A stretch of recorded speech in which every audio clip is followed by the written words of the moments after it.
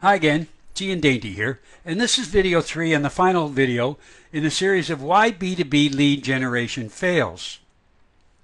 And the third reason is people use or companies use the wrong client acquisition methods. So I'm going to go through what some of them are and how you can improve them in your company. There are two types of marketing. There's outbound and there's inbound, and it's important that you understand that and what the differences are and when and where to use them. Outbound marketing is sometimes called disruptive marketing. And what it is you end up finding the prospects first, or the leads first. You send them something.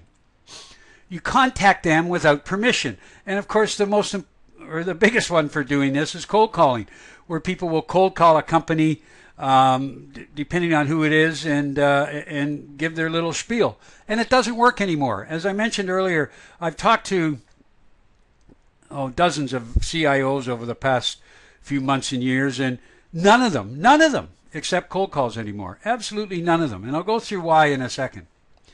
It's usually you can usually do it with direct response marketing, and that's usually done with mails or emails.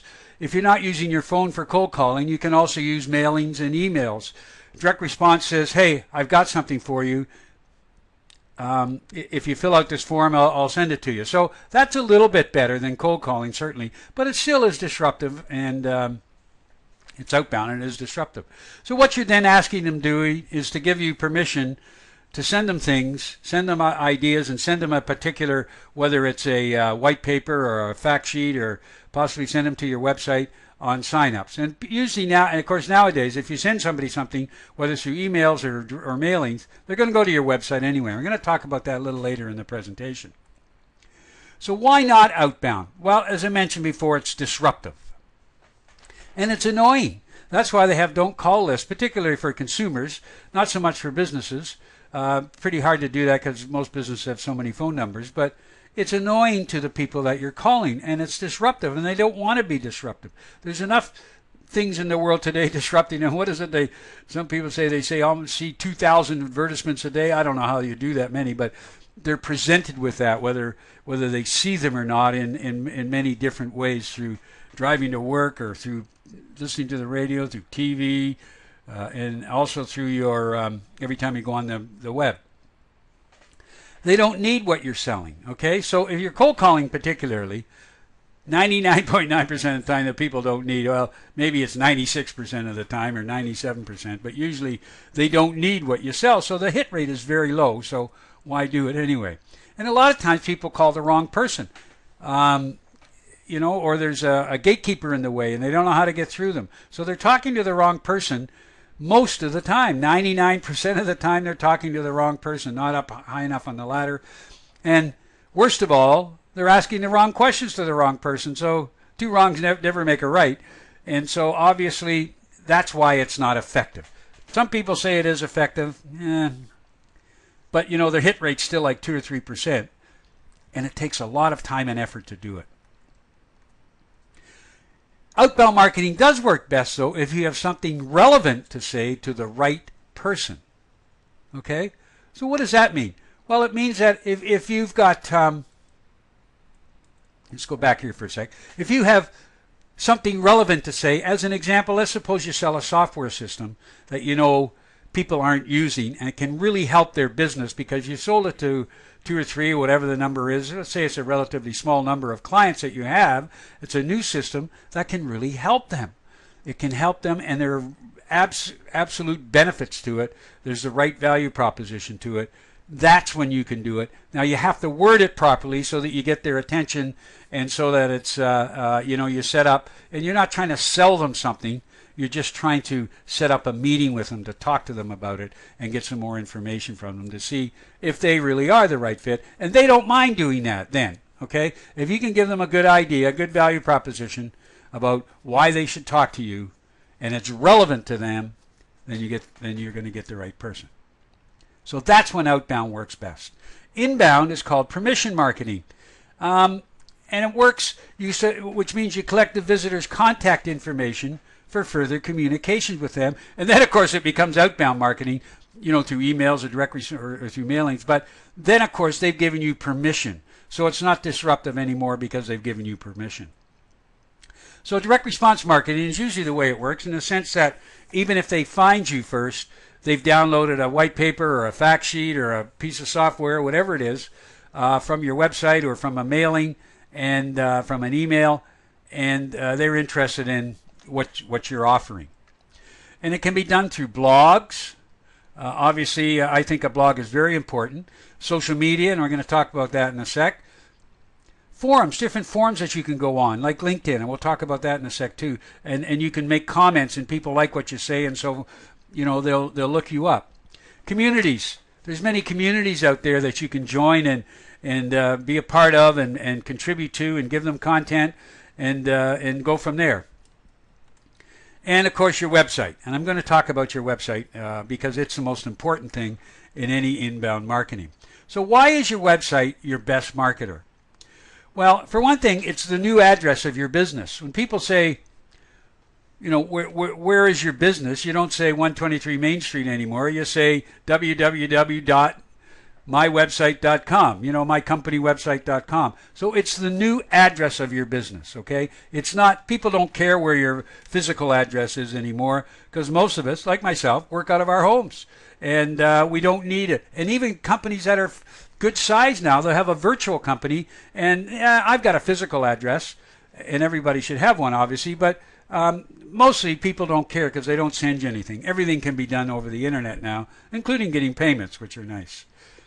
And 80% of B2B people find you first. Now that number is rising quickly, and I think in the next 2, maximum 3 years, it'll be 98, 99%, and maybe even close to that now because research is always lagging.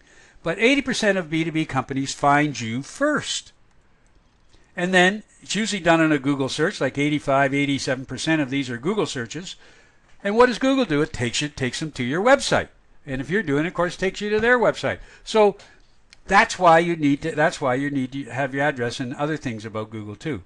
And you need to be on the first page of the search. So you have to have all the SEO things, search engine optimization factors in. And I've got a white paper on that, on the 10 factors that your website needs. If you're interested, you can let me know, or just go to my website and you'll see it on the right-hand column. But you need to be on the first page, and not only on the first page, you really need to be in the first 5 positions. And one of the top 3 positions, obviously, are Google AdWords, and that's another good thing you can use. I'm not going to get into that right now. And your website needs to engage people and entertain them. Okay, and entertaining can be, not doing a dog and pony show or having your cat do backflips, obviously, but it's giving them information that keeps them there and maybe does a little bit of show your personality, show who you are, and your company, what your company is, so that engages them, and it's great content that keeps them there. What you want to do is get their contact information. Not a lot to start with. What you want to do is start a relationship with them. So if they're going to, every page should have something where they can download something. As I said, a white paper, fact sheet, whatever it is, a piece of software, and you get, if they want to get it, they got to give you something to get it. Everybody's used to that now, and so if it's very important and you've set it up properly, then you will get it. And of course, your blog for content is really where you engage and entertain people. And although you still need other content on your website too. Who you about page and contact page and that kind of stuff. But your blog is really where a lot of your content goes, showing people what you know and what you do. As an example, on my blog, I'm working on 101 questions for sales and marketers that they ask in B2B. What are the questions that people ask me for B2B? And I'm at about 81 or 2 now. Started at the first of the year, so I'm getting there, getting feedback from people. So that's what you need to do. Show them that you know your business. So what are the best B2B social media platforms that you need? Well, your first one is your website, as we talked about earlier, and it's important that you do that. And you should have all these 10 factors. If you don't understand the 10 factors, please go to my website, b2bbusinesscoach.com, and go to the blog area, and then you'll see on the right-hand side, you'll see a thing that says, what are the website factors that you need, or web factors, 10 web factors that you need for your business. You also see another one about why marketing is more important than sales, and that's important too. And you need your blog. That's a big part of your website, a big part of how people will understand what you're doing and what you're selling and how you can help them. LinkedIn is also a good one for both inbound and outbound. If you do, as I mentioned, if you do outbound properly, you can connect with people, and it shows how people can connect with you. I've had a couple of leads lately, or businesses, not just leads, but a couple of clients lately from LinkedIn. Is part of the reason that they contacted me. YouTube is also very big in this, and because Google owns YouTube, so you'll get a better ranking at Google if you put up videos. And as you can see, this is just a Camtasia screen capture video, which I use, and this will go on YouTube, as all my other videos do, as well as on my website. So it's a great platform. Twitter is also pretty good for B2B in the sense that you can search it and see what people are talking about, and see if your clients are on it, or potential clients, and what they're talking about, help them out, direct them to your website if they have a question, etc. And of course, because you want to get found, Google Plus, and if the more platforms you use with Google, the better ranking you're going to get, and the easier you're going to be found. So Google Plus is starting to grow, and it's also a good platform to be using in B2B. So what is the social media formula? How do you do this? And not just so. And I include your website in social media because you are engaging people, and it can be a two-way conversation through your website, because people will leave comments, and you can talk to them back. You can talk back with them on that.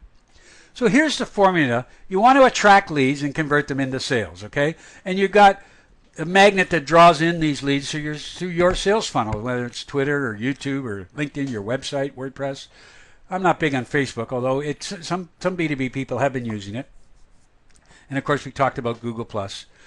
First thing you got to do is get their attention, and you can do that through the methods we just talked about. Then you capture their lead by having them download something. Then you start establishing your credibility by sending them more emails on other things that you're doing, the content that you've got on your website. That starts you to bond with the prospect, because you're building up some trust with them, and so you are bonding with them, showing them that you do know what you're talking about. And then you send them, your calls to action, or your sales sort of emails. Hey, you've created the desire for them, and so what you want to do is then ask them to, bonding, creating desire, work together. What you want to do is then call to action. Says, hey, if you like what I've been showing you so far, then you'll like this, which is my product or my service. And if you're interested in that, here's how you get it. Okay, so that's the social media formula. In essence, it's the formula you should be using, whether it's inbound or outbound, and that people should have been using all along. So that's how people buy too, right? They want to bond with you, and then you have to create desire. And one way to do that in outbound is to agitate a problem, agitate an issue they may have that they haven't been acting upon, and then you call it call to action. So that's your social media or your marketing formula. And as you can see, there's lots of knowledge needed to do everything right in inbound and outbound and on the other two videos. So there's a couple of ways that we can progress. And so let's just go through the rest of it. I want to show you what I have to offer you today. First of all, a quick recap of the three videos. First one is not laying your foundation. People don't know their market. They don't know the issues that market the companies and the individuals face. They don't have a value proposition with numbers in it. They don't differentiate themselves from their competition. We went through that. And a lot of times they don't even know who their competition is and why people are beating them out. So they don't lay the foundation for their business. And that's what I'm going to talk to you about a little later in this presentation. They don't know the buying process. What are the 5 buying stages that buyers go through? Who are the 4 influencers and influencing groups that influence a buy? The different methods of social proof, case studies, testimonials, authorities, etc. Why B2B companies buy? What's the reasons they buy? The 5 reasons that companies buy, which is this is all video 2. Okay, so that's video 2, not knowing the buying process. And you have to know all of this and understand how B2B companies buy. In video 3, which we just did, is the wrong marketing methods for both inbound or outbound and inbound, and you must understand what they are, and we just went through them. So what happens now? You've seen the 3 videos, you've seen the 3 the reasons that you need all of this information, how to build a foundation, then how are you going to build your business for future growth if you want to do that? Well, there's 4 ways to build a business. And these ways are, what we call read the manual or do it yourself. And that could be read the manual, read the book, search the web, and do everything yourself. And that, of course, takes a lot of time. A lot of times, sometimes you can't figure out the manual anyway, or the book, or what's going on the web. So that's one way of doing it, but it takes a lot of time. And I'm sure we've all done it. I certainly have in some ways. As an example, when I first learned Word years ago, I did it myself, You could get someone to do it for you, and that's how you build a business. You hire people, right? You want to work on the business, not in it. So you can get someone to do it for you. Either you hire them as an employee or you hire them as a contractor, an agency. So you get someone to do it for you. Or an expert teaches you. This is a combination of kind of 1 and 3, where instead of reading the manual, you need to get somebody to teach you. So they're actually, the expert is teaching you how to do it. And that's called coaching, which I do a lot of. Or you can do a combination of all 3, or really 2 and 3, where you get someone to do it for you, and the expert teaches you too. So you do both ways. So I want to talk about today a little bit of the combination 2 and 3. But first, let's look at a very important quote attributed to Benjamin Franklin. And you've heard it before about fishing. Tell me and I forget, teach me and I remember, involve me and I learn. So you want to be involved, although maybe as a business owner you don't necessarily want to learn HTML or CSS and a whole bunch of other things. So you do get people to learn, but you still need coaching on how to run your business. And that's what I want to talk to you about today. I have an offer for you for a B2B marketing plan. And why is that important? Well, as I told you, I'm doing these 101 marketing questions. I'm on about 81 now. And my most popular blog was, why do you need a B2B marketing plan? So why you need one, and a lot of people have read that, and that's how I gotten some clients recently. So I want to reach out to you on that too. And there's an old saying, he who fails to plan is planning to fail. Winston Churchill has attributed that in World War II, and he certainly learned how to plan. Or the other one I'm sure you know, if you don't know where you're going, any road will do. And that's the rabbit in Lewis Carroll's Alice in Wonderland. So you need to plan so you know where you're going. And now, your trip through your business or through the life cycle of your business is going to take variations of that road. And then that plan is not written in stone, but it still needs a foundation in which to build upon. So you need to build that foundation. And that's what we talked about in the video 1, the foundation on which you build your business. Okay? And here's what I'm going to give you, and you're going to go through in this strategic marketing plan I want to introduce you to in a minute, and what we go through and how intense it is. It's an analysis of all your current marketing and sales activities. Your business goals, we've got to know what they are, at least the 3 major ones. We do a competitive analysis.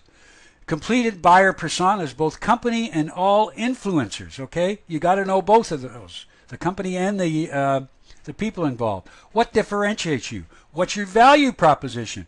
People don't know what differentiates you. You wouldn't believe what I saw. Well, you saw it in video 1, some of the things I get in the value proposition they give you. And what's the difference between a marketing quality lead and a sales quality lead? When does marketing turn things over to sales? And depending on the size of your business, you may be, both of them may work together, hopefully very well. But before sales starts talking to people, marketing needs to understand what sales needs in that.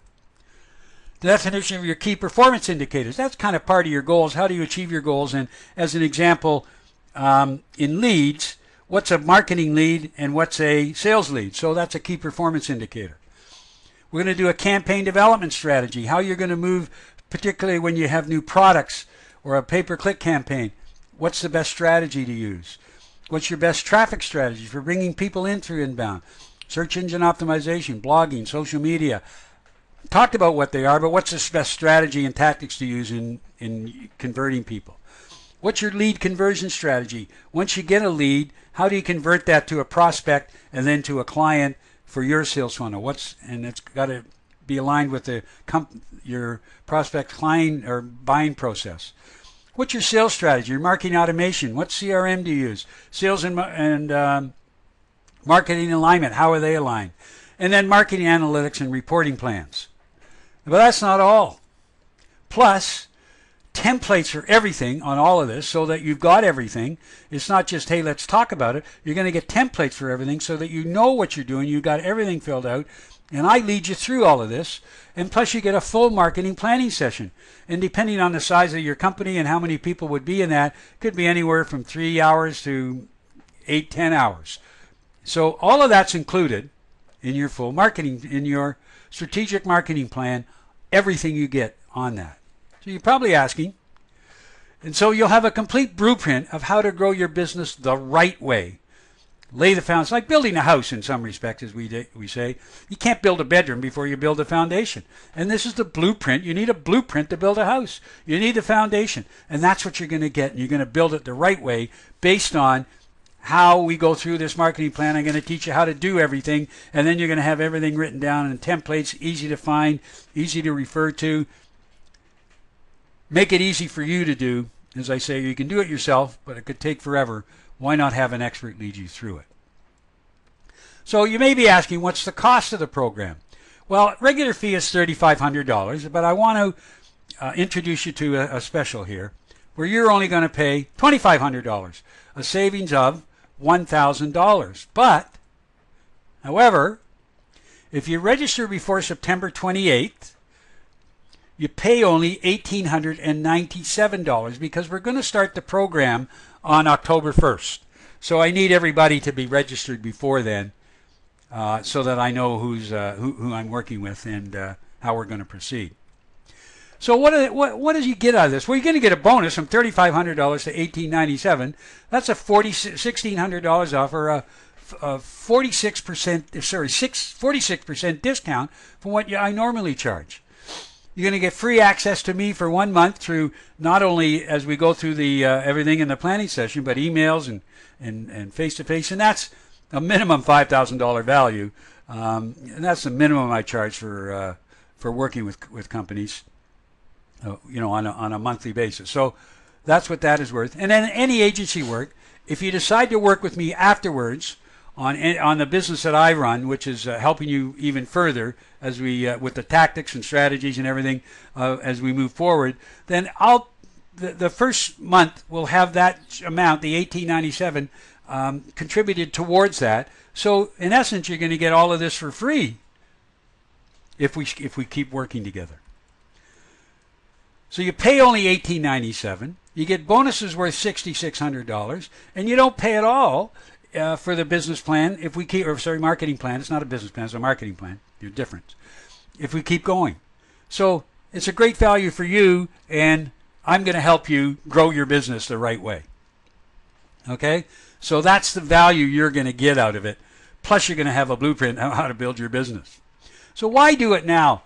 Well, I don't know how you're doing, obviously. We haven't chatted yet. But it's to salvage, in a sense, it's not a great word, but to salvage 2013, to make sure that you can meet your goals this year, because it's going to be a very aggressive marketing plan. We're going to get it done in 2, maximum 3 weeks, so you have it done by the end of October, and you'll be able to do things as we're building the marketing plan too.